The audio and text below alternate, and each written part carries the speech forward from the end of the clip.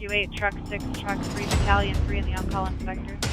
2303 West 46th Street, number 208.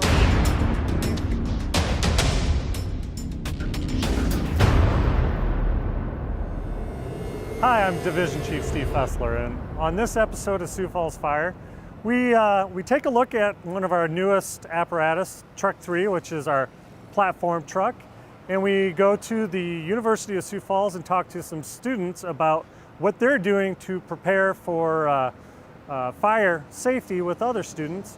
And also, if you've ever wondered what we carry on our apparatus for ladders, we take a closer look at that and go through some of the different various types of ladders we have. All on this episode of Sioux Falls Fire. I'm here with Amy Marsh. She's one of our EMS educators, and we're at Patient Care Logistics, which is our local ambulance service that we work with day in and day out. And we're working on a mass casualty drill. Tell me a little bit about what's going on here. Well, today we're trying to make sure that we are testing the system for a multi-casualty incident. So if we do have a situation in our community that we can quickly triage, treat, and transport our patients to the hospital and make sure that we have the best success possible.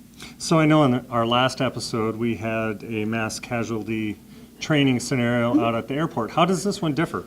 Well, at the airport, we were able to identify some things that we wanted to work on. And so with this drill today, what we're taking is some of the things that we learned and making sure that we're actually transporting patients in the ambulance from the scene to a fictitious hospital for us. Okay, so you talked about the triage. What goes into that? That's something that fire rescue is more involved with. Sure. So for Sioux Falls Fire Rescue, triage is to sort. And so what we're trying to identify are the patients that are the most severely injured, that can be helped the most at our hospital. And we get those patients moved out of the scene into the hospital as quickly as possible. Then we also look for patients that are not severely wounded. We call them walking wounded.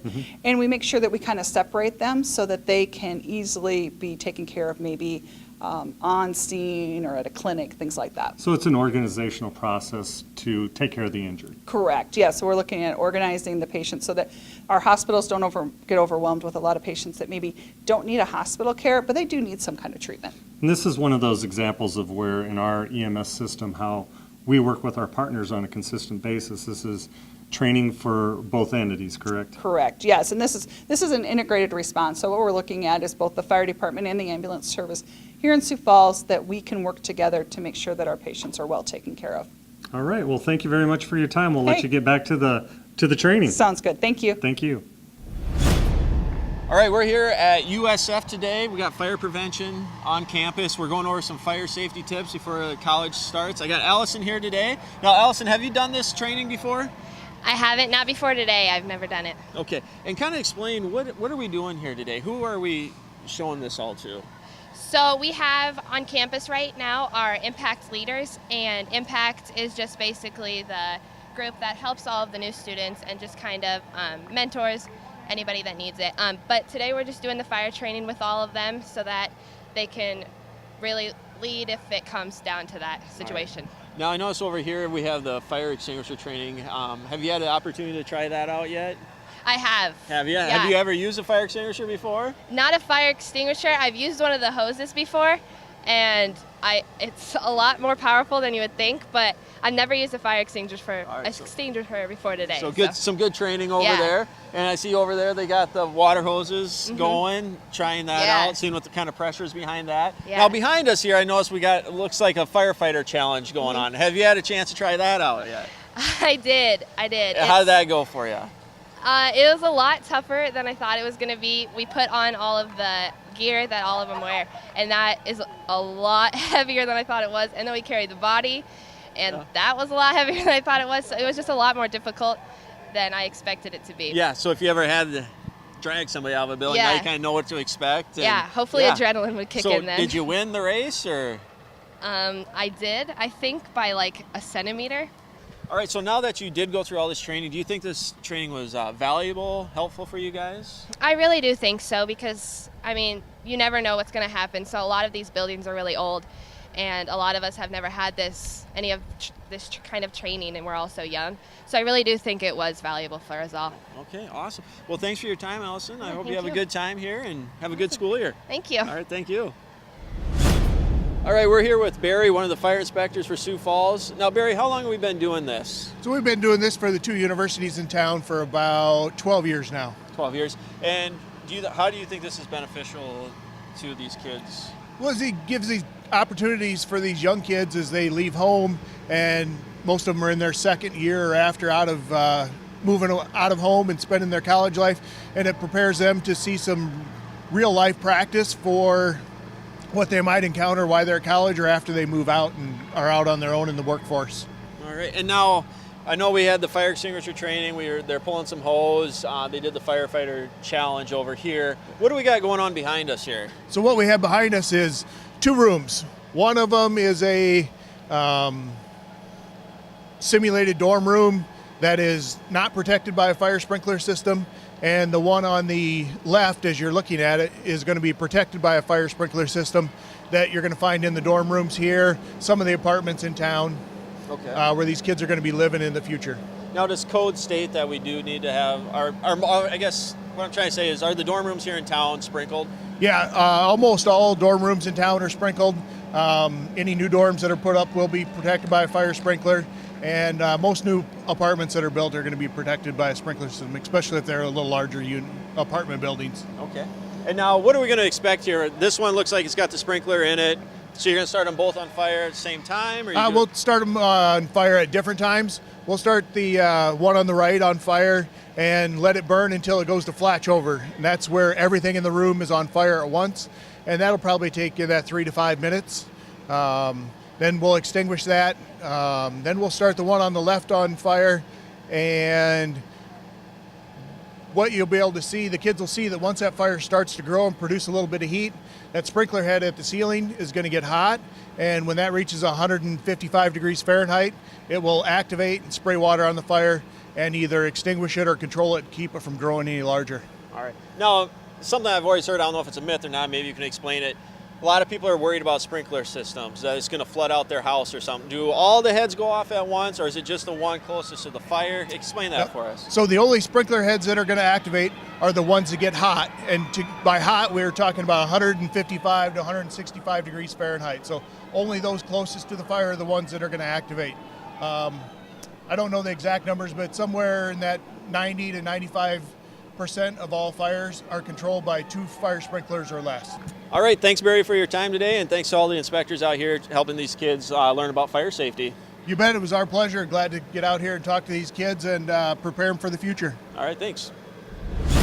So I'm out here with Training Officer John Ramby, and one of the things that we're going to look at here are the various ladders. We've got like our 100-foot platform here that we utilize, and then within that, there's all these ladders that go on the apparatus. Can you, let's just kind of walk through them, take a look at them, tell me what they are. Okay. Well, what we got here is it's a 35-foot extension ladder. Okay. So if we have a really tall 2-story or a 3-story building, we can utilize this ladder. We can use this for if we need to get up there, or we can use it for rescue also. Typically, how many firefighters would you have on this ladder to raise it up? At least 3 firefighters on there. At least 3, okay. You can do it by yourself. It is a chore though. Yep. And next to it, we've got the 24-foot, is that right? 24-foot extension ladder. That fits most of your single family dwellings, 2-story, 1-story house. We need to gain access up on the 2nd story or get up on the roof. And typically a single firefighter can maneuver this, raise it, lower it, move it around. Absolutely. Okay. Absolutely. And next to it, we've got our 16-foot roof ladder. All right. What's special about a roof ladder? What's special about the roof ladder is it has the hooks up on top. It's just a straight ladder. We've got the hooks up on top. And so when we're going to go up on a roof to ventilate, we will use this roof ladder because we don't know how strong the roof is. So these hooks just kind of... Those hooks come out, Chief. We can pull out. Let's see. Pull. Oh, that. See, it's been a while since I touched one. Yep. So we'll use this 16-foot roof ladder right here. We're going to go up and ventilate on a roof, or ventilate a roof, excuse me. And we'll slide the roof ladder up, and these will hook over the peak of the roof. And hold it. And we use this as a platform because we truly don't know how strong that roof is. So we want to do all of our work off of this ladder. Okay. And next to it is the attic ladder, Is right? the attic ladder. If we need to get into in the attic of a house, some of the scuttle holes are small. Yep.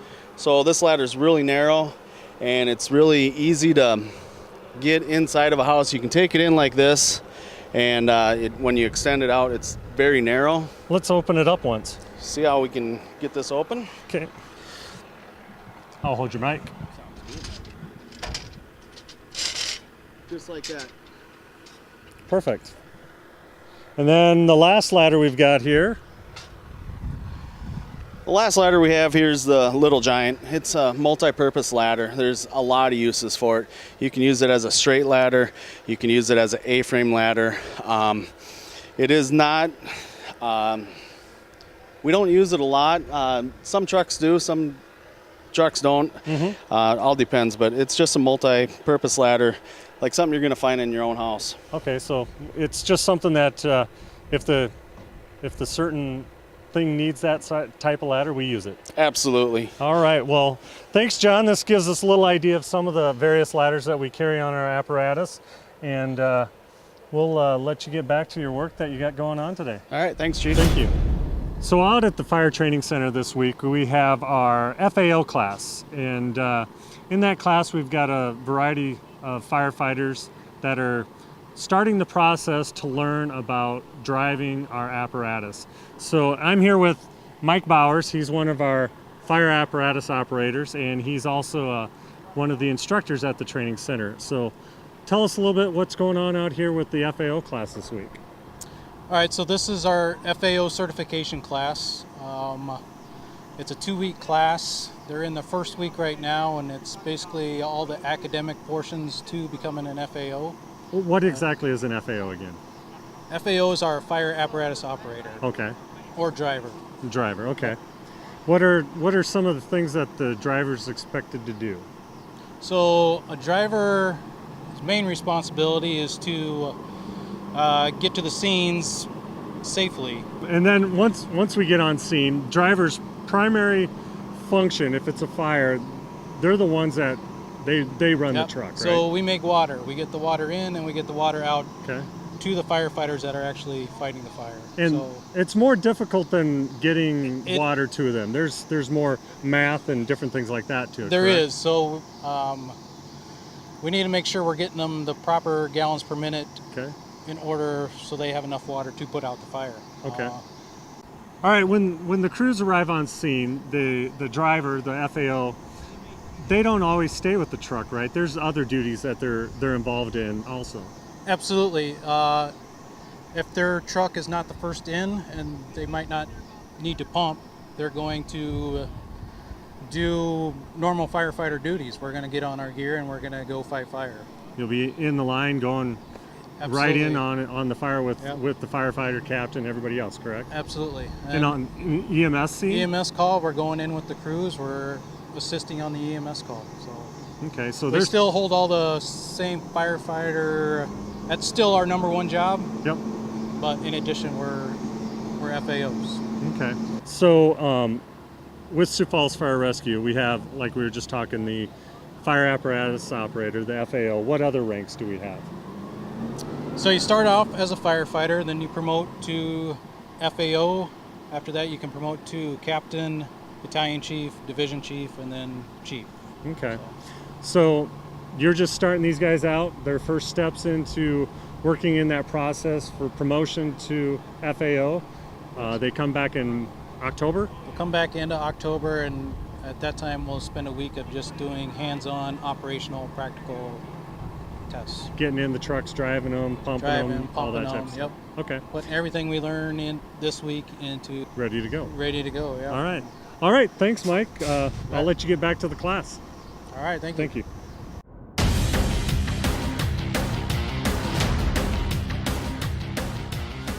All right, so it's time to do one of our truck checks. We're going to look at truck 3 It's the truck that's stationed down at Station 3, 37th, Minnesota, and I'm here with FAO Tim Neutron, and he's going to give us a walk around on Truck 3, show us what we've got in it, on it, around it, and give us a little information on it. So we'll start at the front, Tim. All right. Well, this is our new 100-foot aerial. We Okay. just got it a few months ago. So it's a Rosenbauer 100-foot.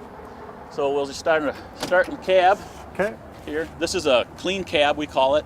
So we can only allow turnout gear that hasn't been tarnished or dirty Yep. to be in it. So over here we have our EMS equipment. We carry a full complement, as all our fire trucks do, of the same EMS gear. So we can take this on fires or EMS calls if we need to. Okay. Move around into where the crew's sitting in the cab. Yeah, we can have 6 personnel in this truck if we need to. It's all forward facing, correct? Correct? Yep. And you won't see any of the air packs or the gear Correct. or Yep. anything like that in this Yep. in this cab, unless it's clean. Unless it's clean. All right. Yeah, the air packs are all stored now down on the apparatus. Okay. We'll see those as separately. we progress. Yep. Here's the pump panel for the truck. We do carry water on this truck, 500 gallons. 500. Okay. Yep. So we are capable of doing anything any other fire truck in town will do. We can be first in to respond. We got attack lines, whatever we need. So, Okay. yep, How big's the pump on this truck? 2,000 gallon a minute. 2,000 Yep. gallons. Okay. Yep. So Good 500 size. gallons at 2,000 gallons a minute goes Seconds. really quick. Yes. Okay. Up here we have our water rescue gear in this little compartment, Yep. and then our breakers for the truck in case something pops or we can reset it, and all our electrical is up in this panel. Okay. This is now where we store our SCBAs. So they're out of the cab into these compartments, and this is where we can put our gear to if it gets dirty Yep. and keep things stored there. So a little getting used to with that. We're not used to this. It's kind of Yep. a new thing to us, but it's working good. It's working well. Yeah, That's working good. Great. Here we've got some extra nozzles. We can add hose lines for different configurations. The different appliances we Yep. can use. Yep. Got a little giant ladder, and then for picking up fluid spills, we got our shovels and Okay. brooms in there. Another assortment of lights we can carry inside. They're all just battery now. We don't have to plug them in, which is Okay. very nice. Don't have to have a generator to run them. We can just bring them inside to the scene and light things up. Got our high-rise packs in here. What do you use a high-rise pack for? That's for high-rise fire over 3 stories. We can bring these in, hook up to a standpipe, Okay. and then go attack the fire from there instead of running And the hose. what exactly is a standpipe? Standpipe is something that's in a building where we'll hook our lines outside of the building, Okay. and we'll supply water to that standpipe And then into the side of the building. firefighters and then every on the floor, inside. Yep, Okay. can hook up to that standpipe. what's in here? We have extra SCBA bottles Okay. out of the harness, so if we run low on air, we can come out of the structure, grab a new bottle, and go back in and start working again. All right. Have some fans here for some ventilation. We just started using these battery-powered fans that work really well. We can get about half hour to 45 minutes at full power Okay. before the battery dies, so they do last quite a while. And they they're move not a lot of air. They're not gonna push the exhaust into things. Correct. And, Yeah, like and the gas fan here, you have exhaust yeah, and everything exactly. else. Okay. Yeah, these don't require that. So, got our saws up here, so we can cut some holes in roofs, doors, whatever we need to gain access to a structure. Okay. Back here is kind of our electrical cord reels. Pull this off with the generator started. We can supply power to the structure close to for extra lighting, whatever we need to use, sawzalls, whatever Okay. the case calls for. Around on the back here. Back here is where we keep all of our ladders. We've Okay. got roof ladders, extension ladders, a 35-foot, a 24-foot, and then 2 16-foot roof ladders. Yeah, and then I an know. attic ladder. In this also. episode, we've looked at some ladders. We pulled them off of here and kind of went through them. So, little information there too. Alrighty.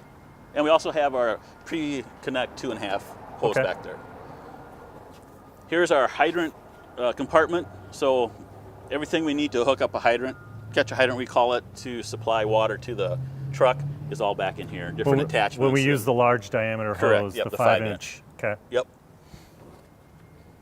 Here we have some lockout, tag out, some leak our tools, jack, cribbing, in case we need to stabilize a Yep. car or something like that if we're first on scene.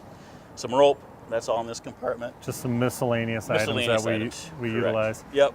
And up in these two cupboards, I see the cabinets, the 5-inch. Yep.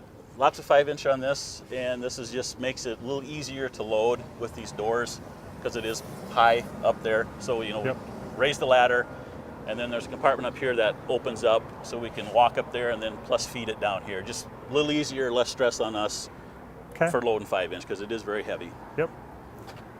Some more. The other compartment SCBA. for the driver, or excuse me, the captain and the firefighter, SCBA for this side of the truck. So, yeah, there's 2 per side.